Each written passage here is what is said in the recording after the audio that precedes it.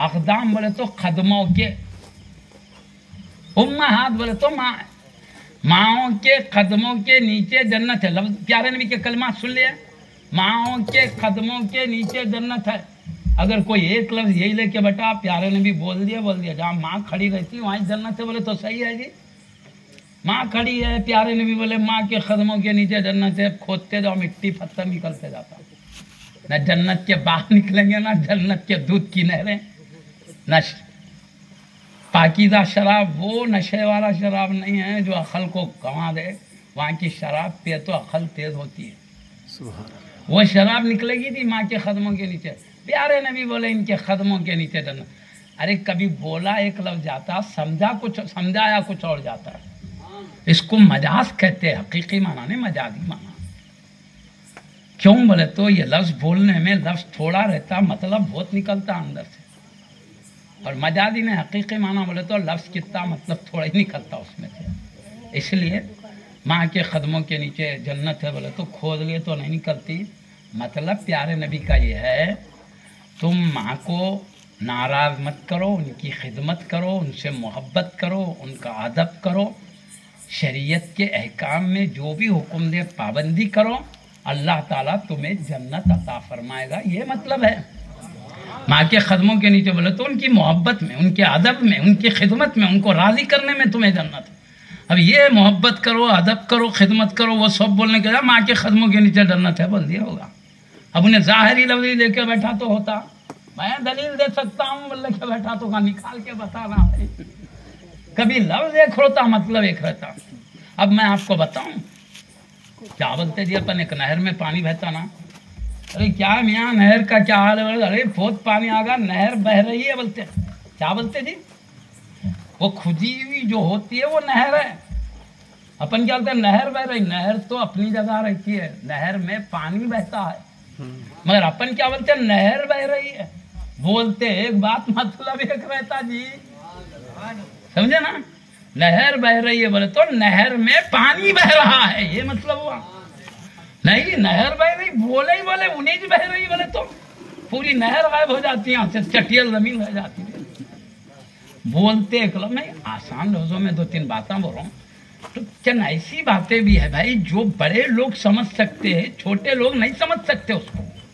इसलिए तो हम दामन पकड़ के चल रहे हैं। अपन दुनिया देखो भाई, ये तो रूहानियत का, ईमान बचाने का मामला है। इन रूहानी पेशवाओं को पकड़ के चल रहे हैं। लोग कहते हैं नक्को खुद ही समझ के चलो। अरे खुद ही समझ के तो इतने फिरके हो गए, और क्या हर सर एक फिरका बन जाएंगे, हर सर अपने अलग अलग रास्ता बना लेगा ना जी। उसको एक समझ में आ रहा है, इसको एक समझ। मैं एक मोटी मिसाल देता हूँ, एक हदीस है, समझने वाले क्या क्या समझ सकते। ला तत्तखिज़ू क़ब्री ईदन, मेरी कब्र को ईदगाह मत बनाओ, हदीस है। अब एक जना निकाला मतलब, मैं बता रहा हूँ कैसे मतलब निकलते। एक जना निकाला मतलब मेरी कब्र को ईदगाह मत बनाओ बोले प्यारे नबी सल्लल्लाहु अलैहि वसल्लम। मतलब जैसे ईदगाह में लोग कसीर तादाद में जमा होते हैं, हुजूम का हुजूम होता है ईदगाह में, वैसा मेरी खबर पे हुजूम मत करो बल्कि बोले, बल्कि एक मतलब निकाला। खाली दिमाग वाला उसको सही समझता नहीं, बोले खाली दिमाग है उसको कुछ भी नहीं है पहले से। देखो प्यारे नबी बोल रहे हैं मेरी खबर को ईदगाह मत बनाओ। ईदगाह में जैसे कसीर तादाद जमा होती है, मेरी खबर पर ना जमा हो, मतलब निकाला एकदम। ये भी एक मतलब ही है। अब कई लोग बोलते अरे नबी बोल रहे हैं भाई ईदगाह की तरह नहीं जमा होना, बल्कि अरे यहाँ हुजूम को करो बोले भाई। वो एक दूसरा जना मतलब बताता है, क्या मेरी कब्र को ईदगाह मत बनाओ, ये भी एक मतलब है।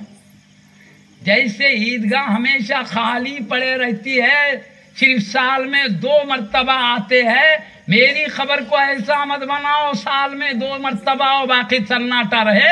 अब ईदगाह की तरह सन्नाटा ना रहे, हमेशा मेरी दरबार में आके फैज लूटते रहो।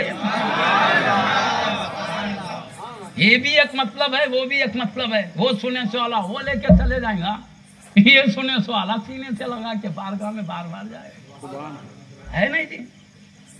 मतलब कितने निकलते वही समझा रहा हूँ। अब मैं प्यारे ने भी बोल दिए एक ही जमात सही, बाकी सब भटके बोल दिए। मैं उसको सुना रहा हूँ भी नहीं, तफसील में जा रहा हूँ। इतना है कि सब सही नहीं समझ सकते, बस کئی غلط کرتے تو جی ایک جماعت صحیح تھی. اب ہم لوگ کیا کر رہے ہیں بھائی؟ کہاں خود سے سمجھ کے ہو، ایک اللہ بول رہا، رسول بول رہا، ہم ایک سمجھ لے کے بیٹھے پٹکیاں کھا جاتے. بلکہ ہم کیا کریں، اچھے سمجھنے والوں کا دامن پکڑو، وہ جدھر جا رہے ہیں اپن ادھر چلو. یہ ہے. تو میں وہی کہہ رہا تھا، امام اعظم ابو حنیفہ رضی اللہ عنہ وہ ہے تابعی. ایک صحابی کو دیکھنا تو پکا ثابت ہے. علماء اور بھی دیگر صحابہ کو دیکھے بولے تو جو نبی کے صحابی کو ایمان کے ساتھ دیکھے، خاتمہ بھی ایمان پر ہو، تابعی ہے. الحمدللہ آپ کا ایمان پہ خاتمہ ہوا، ایمان کے ساتھ دیکھے، تابعی ہے. تو پیارے نبی کے زمانے سے صحابہ لگے، صحابہ سے یہ لگے رہے بہت زیادہ بولے تو تابعی کو دیکھنے والے تو پکا کئی تابعین کو دیکھے، صحبت بڑے بڑے تابعین کی آپ کو ملی ہے. اسی طرح امام مالک، امام شافعی، امام ایک دوسرے کے قریب زمانے کے لوگ ہیں. حضرت امام اعظم رضی اللہ عنہ 150 ہجری میں انتقال فرمائے. 150 ہجری میں، اسی 150 ہجری میں امام شافعی کی ولادت باسعادت ہوئی ہے. ان کا جا رہا زمانہ، ان کا آ رہا ہے زمانہ. اس طرح قریب کے لوگ ہیں. امام مالک، امام شافعی رضی اللہ عنہ سے بھی پہلے کیا ہے، امام احمد بن حنبل نے امام شافعی کے بعد. یہ قریب ہے ایک دوسرے کے، صحبت میں رہے ایک دوسرے کے.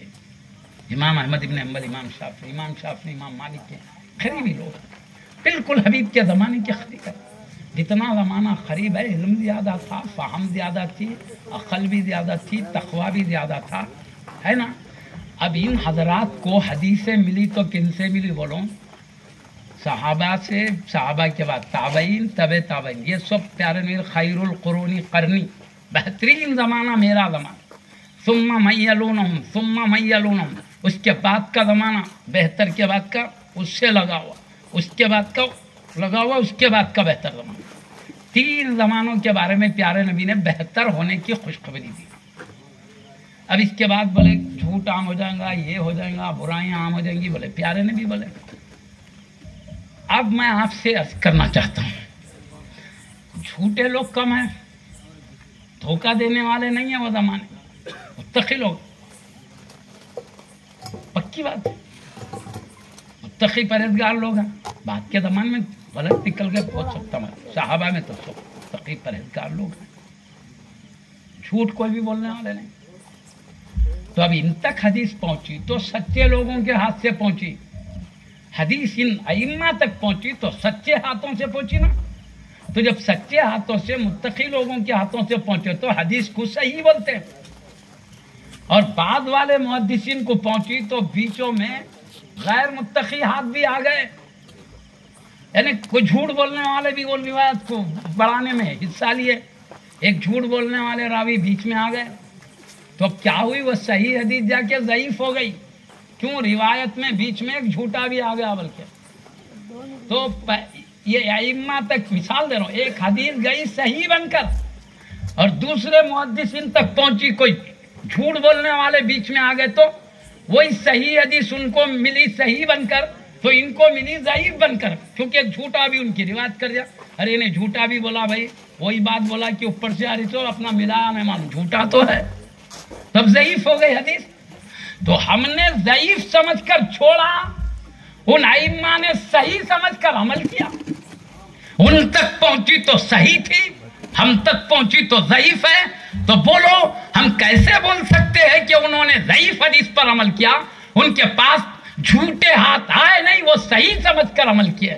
ہمارے پاس بیچ میں جھوٹے ہاتھ آ گئے، ہم ضعیف سمجھ کر چھوڑ رہے ہیں. تو ان سے بہتر عمل ہمارا کہاں سے ہو سکتا ہے بولو؟ اس لیے ہم نے دیکھا وہ حضرات کا خوف الہی زیادہ، کوئی بات کو من گھڑت بولنے کا مزاج نہیں، جو دل میں آ بولو چلو دیکھا جائے گا نہیں. میں آپ کو بتاؤں گا، فائدہ بتا رہا ہوں بزرگوں کا دامن پکڑ کے چلنے سے، چاہے عقیدے میں ہو، مسائل میں ہو. ہم اولیاء اللہ مجتہدین کا دامن پکڑ کے چل رہے ہیں تو سلامتی بتا رہا ہوں. میں آپ کو بولوں، امام اعظم رضی اللہ عنہ مسئلے نکالتے تھے، یہ حرام، یہ حلال، یہ جائز، یہ ناجائز، یہ فرض، یہ واجب، یہ مستحب، یہ مکروہ، یہ حرام نکالتے. تو کیسا 40 مجتہدین کی جماعت رہتی تھی آپ کے پاس، ایک سے بڑھ کر عربی ادب کے ماہر جو قرآن حدیث کے معنی کو سمجھ، ایک سے بڑھ کر ایک حدیث کے ماہر، ایک سے بڑھ کر ایک فقہ کے ماہر، ایک سے بڑھ کر ایک تفسیر کے ماہر، ایک سے بڑھ کے ایک اللہ کے دوست، اللہ سے ڈرنے والے، ایسے 40 حضرات کی جماعت تھی، پورے حافظان قرآن، پورے حافظان حدیث، پورے تفسیروں سے باخبر لوگ تھے۔ تو ایک ایک مسئلہ نکالتے تو دوسرے شاگرد اعتراض کرتے، نہیں قرآن کی یہ آیت تو اس کے خلاف بولی، تو حضرت بولتے نہیں اس کی مراد وہ ہے، اس کی مراد یہ ہے، تو پھر حدیث میں یہ آیا تو بولتے حدیث میں وہ نہیں، یہ مراد ہے، سمجھا لیتے لاتے۔ تو پورا بحث ہونے کے بعد ایک ایک مسئلہ طے ہوتا تھا، پورے 40 لوگ متفق ہوتے تو مسئلہ بنتا تھا۔ اب بعض وقت کیا ہوتا، شاگرد اتفاق نہیں کرتے تھے، نہیں یہی مطلب ہم سمجھنے والے، کبھی کبھی 40 دن تک بحث ہوتی تھی، کبھی 2 مہینے تک بحث ہوتی، ایک ایک مسئلے میں جی 2 مہینے کے بعد جا کے مسئلہ حل ہوتا تھا۔ اب امام اعظم دلائل پہ دلائل دے رہے، 2 مہینے کے بعد انہوں کو سمجھ میں آ، خوشی میں نعرے تکبیر بلند کر کے اس کو طے کر لیتے تھے۔ ایک ایک مسئلہ سمجھنے میں 2 مہینے لگ جا رہے ہیں، 40 دن لگ جا رہے ہیں۔ میں کیا بول رہا ہوں سمجھنا نا، اتنے بڑے علم والے ہو کر پیارے نبی کے زمانے کے قریب سے علم ملا، اس کے باوجود